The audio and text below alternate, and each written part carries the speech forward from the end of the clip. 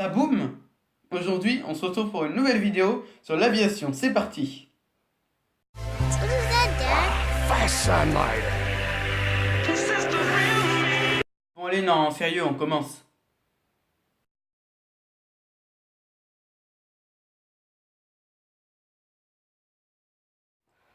Dans les airs, un avion est soumis à 4 forces. La première est la poussée. Elle permet à l'avion d'avancer et elle est générée par les moteurs. Cette force a été découverte par Isaac Newton. Elle s'exprime en kilogrammes. La deuxième force à laquelle est soumise n'importe quel avion dans les airs est la portance.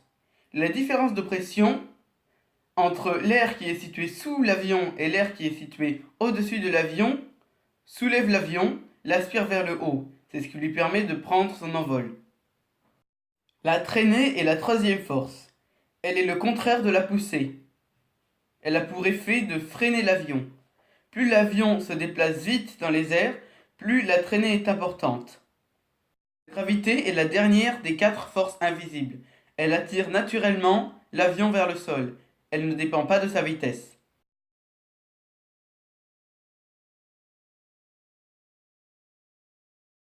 L'homme a toujours eu un rêve, voler.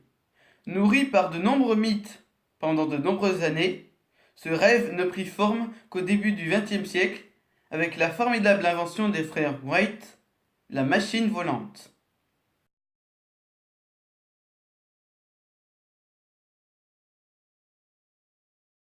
Orville et Wilbur Wright ont inventé la machine volante à hélice.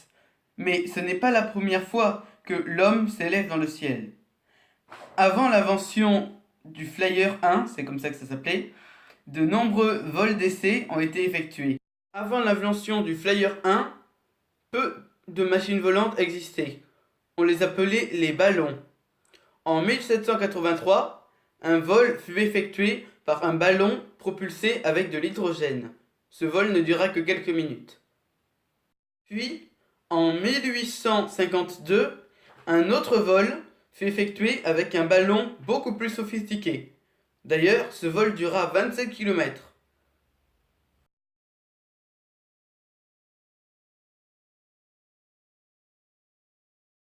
Assez parlé de vieilles machines. Faisons un immense bond dans l'histoire et parlons de l'invention du réacteur. Le premier avion à réaction a été inventé en 1939. Il prit son envol à Marienhill, en Allemagne. Il s'appelait le HE-178. Cet avion est l'un des moins rapides jamais conçus, mais il pouvait tout de même atteindre une vitesse d'environ 500 km/h.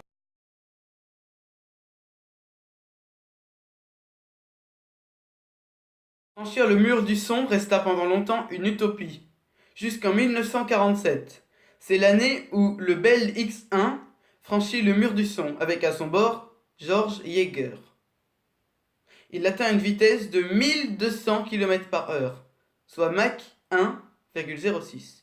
Voilà, c'est fini. J'espère que ça vous a plu. N'oubliez pas de partager la vidéo et de vous abonner. À la prochaine, portez-vous bien.